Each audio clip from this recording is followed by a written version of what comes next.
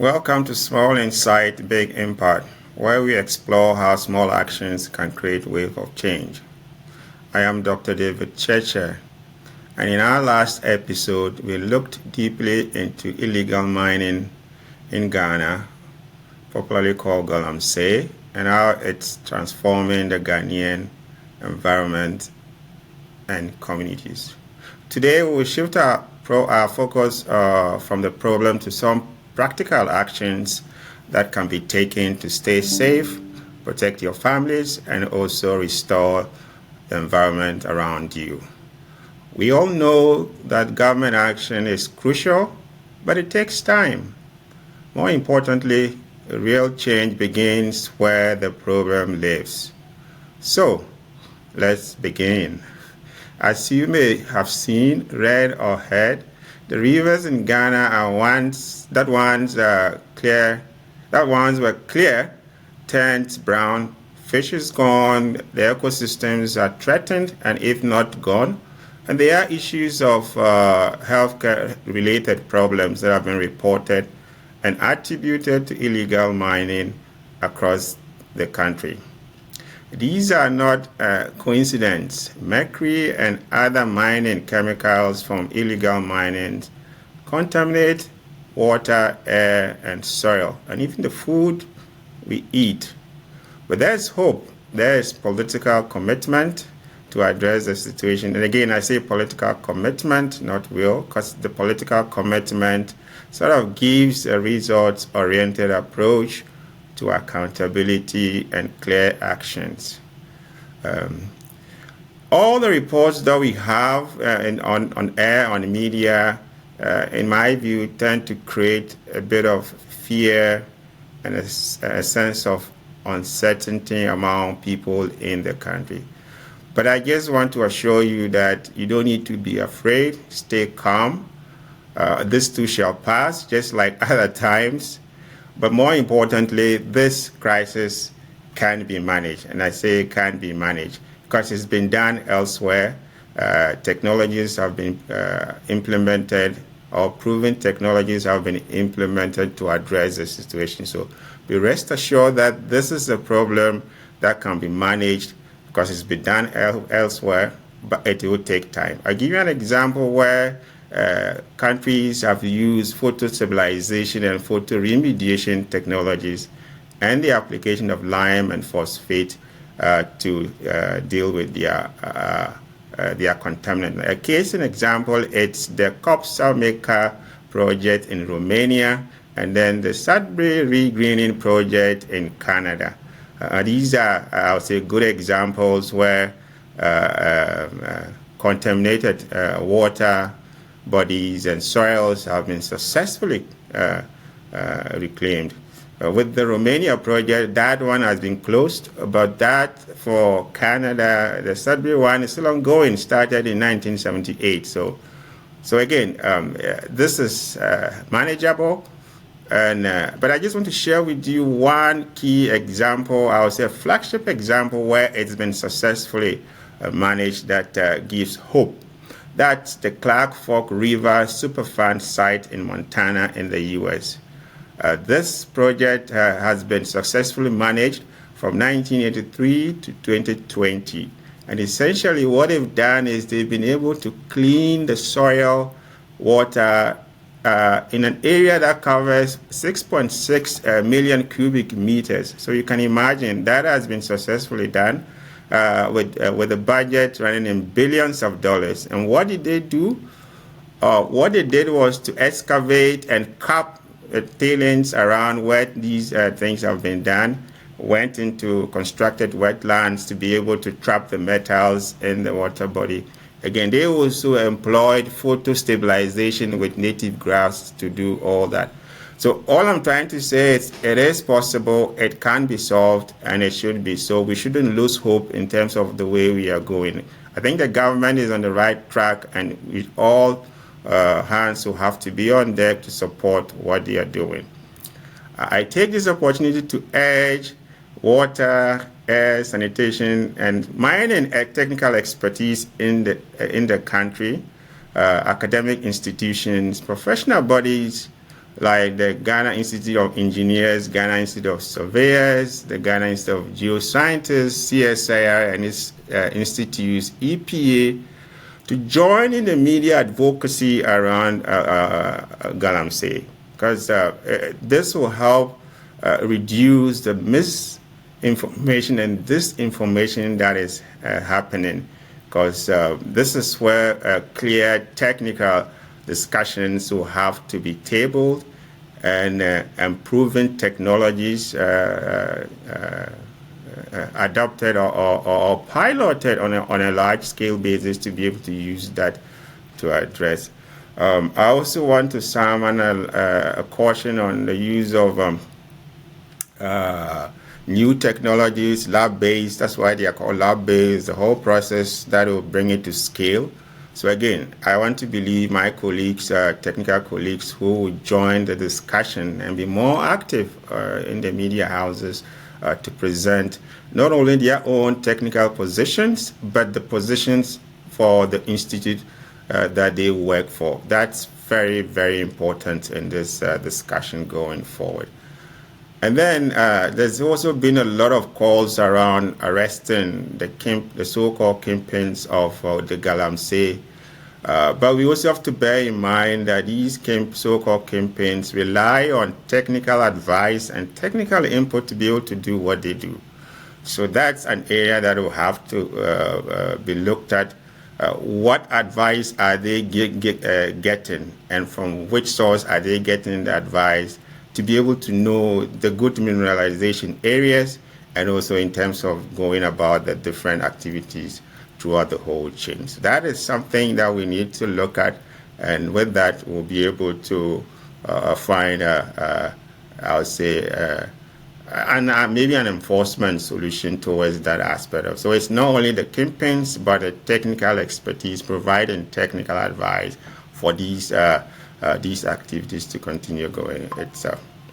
So now what I'm going to do is I'm going to present just very simple actions that you can take at your level, because we all know that government action takes time, as I pointed out earlier.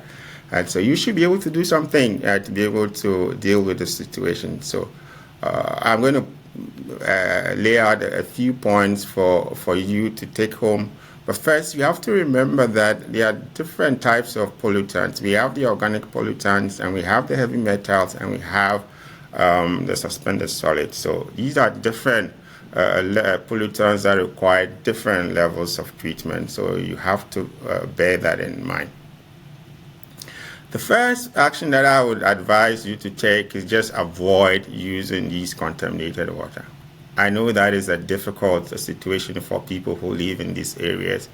So, but that is one thing you have to try and avoid. If you can't avoid that, then what you need to do is to make sure you have a good storage container or a good storage system. Because what you have to do first of all is to reduce the turbidity in the water, and you require the process of sedimentation to take place. So you have to have a container where you collect the water, allow it to stay for some time so that the sediments will settle to reduce the level of turbidity for some time. So that's one thing you need to do. And there are processes that you can use to speed up your sedimentation process. There are chemicals like alum, but I leave that to the technical expertise. Reach out to any water expert or any other science teacher around you. They should be able to help you provide the right dose if you want to speed up. So first, you have to make sure the water settles, takes time to settle, so that some of the particles will reduce the turbidity level. And then if that is done and you want to be able to kill the pathogens and then the other organic materials in the water, you can choose to boil it or not boil it. So that is just for the organic pollutants. So don't mistake this for the heavy metals.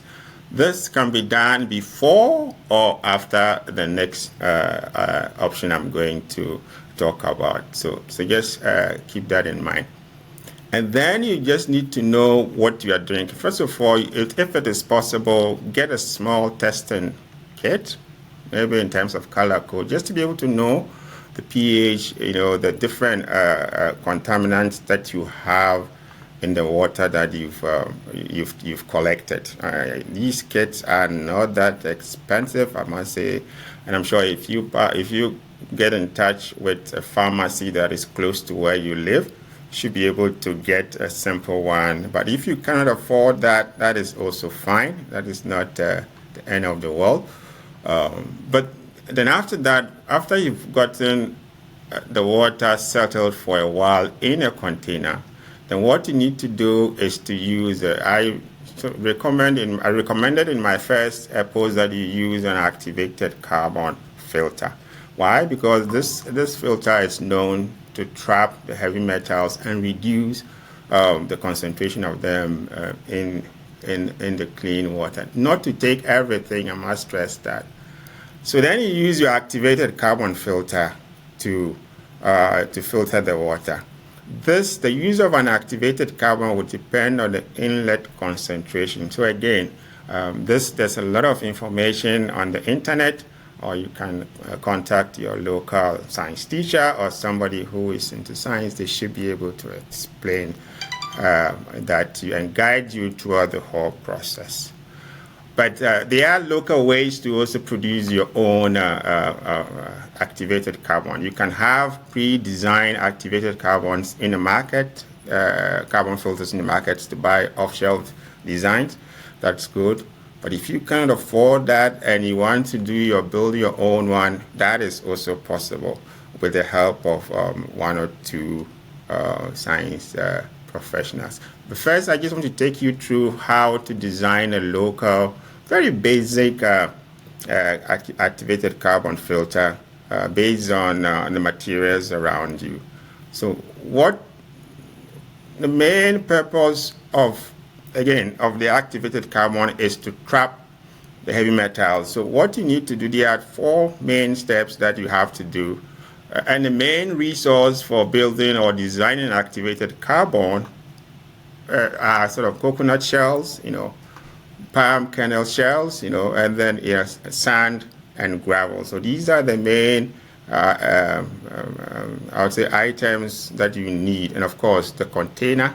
If it's a bucket, if it's a drum, you need all these. So these are and I think you can find those all around you, especially in areas where we have severe crisis of the situation.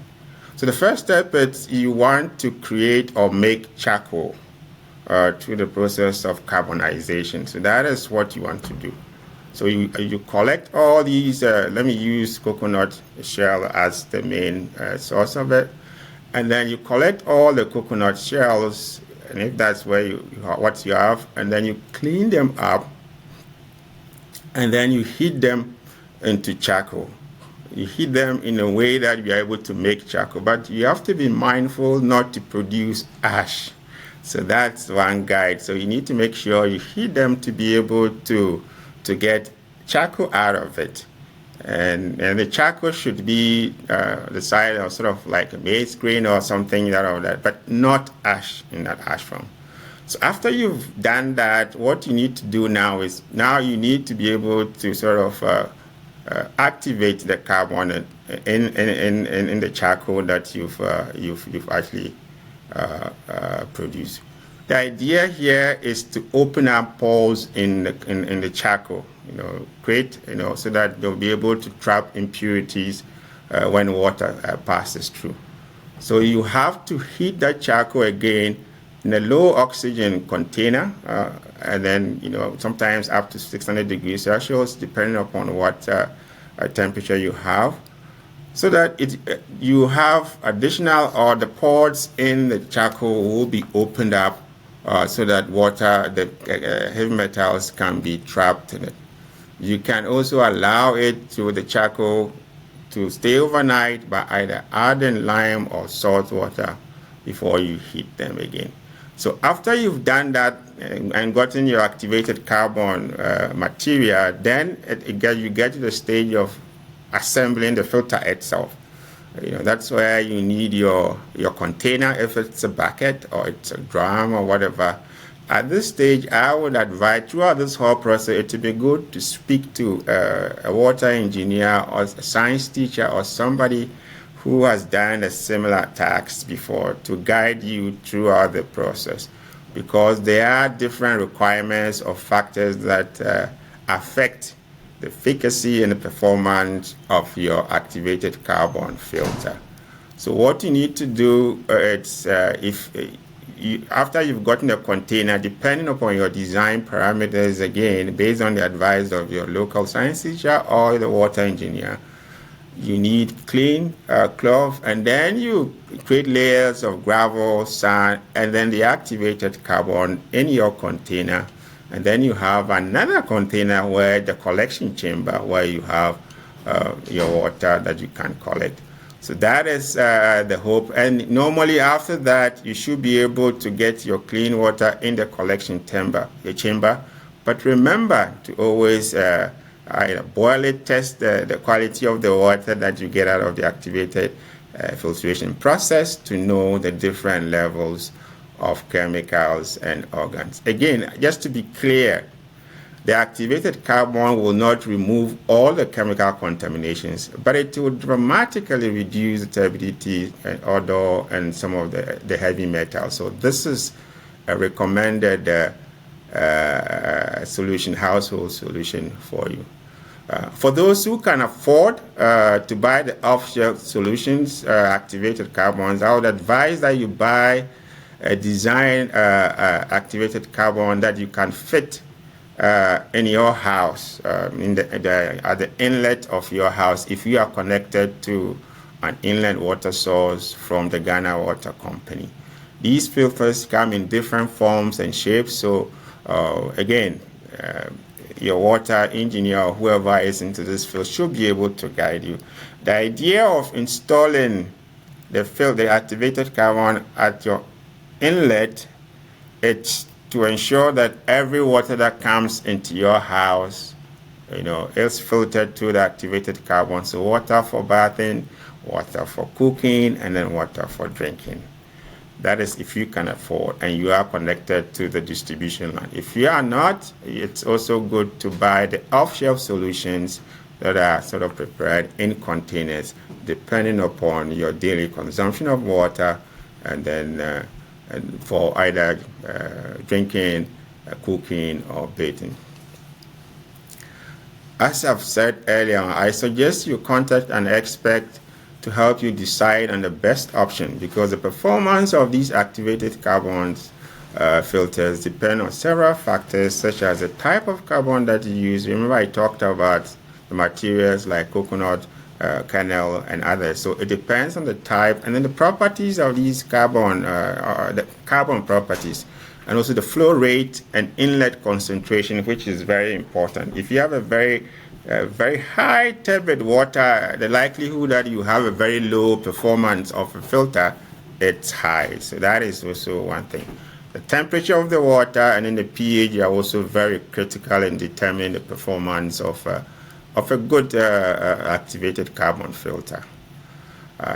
So that is a simple solution that you can implement at your level with the advice and guidance of people into science, and also there are a lot of resources available online that you can search and then use as a guide.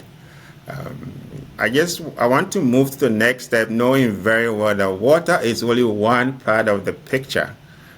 We all agree that the environment is made up of air, soil, and water. So now I would like to touch on the impact that Galamsey it's having on our health and our food systems, and also the environment, the soil, and what actions can you take at your level. With regards to how I will advise you to avoid bathing or swimming in contaminated waters around you, because you don't know the concentration of these toxins. So stay away from them, and if possible, reduce the amount of contact that you come with them. And the second thing, as we all know, is always wash your hands, wash food before you clean. That is one of the key basic things that we all have to do. This is not to say it will take away everything, but at least it will help reduce and prevent some of the impact that these heavy metals and other pollutants will have on you.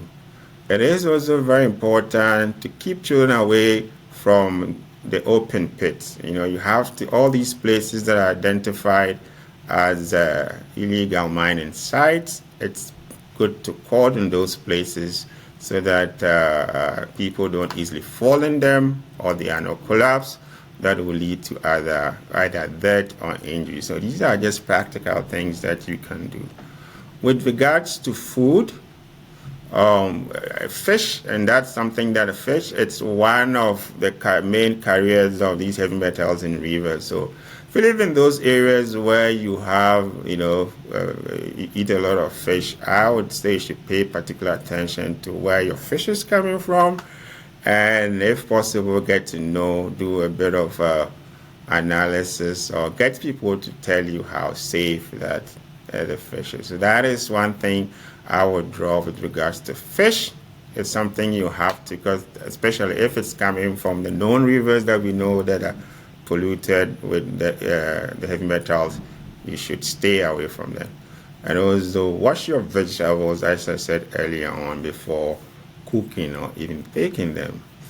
With regards to the environment, I would say you should just continue planting your trees if you've started. If you've not, get into that practice, especially on the old mine sites.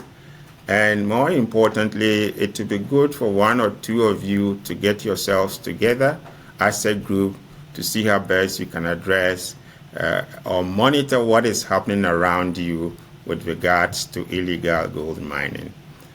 Report suspicious activities to law enforcement or to NIMO, so that they'll be able to take the appropriate actions.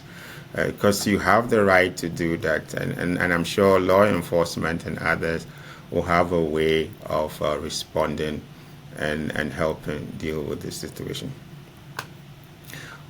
When communities and people take ownership and begin to speak up illegal gold mining, I am very confident the miners themselves will start listening, in as much as that is what is giving them their daily livelihood, because they see local action at work and leadership also in play, and not just the enforcement side of it. So I would suggest that you continue doing your small bit at your household level and also at the community level, and keep taking advantage of every avenue that you have to either voice your concerns or contribute positively to the discussions to find solutions to the problems that illegal mining is causing around you. The fight against illegal mining is not only about stopping mining that we all know, it's about protecting people, the air, water, and soil that we have. That's the resources that we need to make sure we leave it in good shape for the future generation.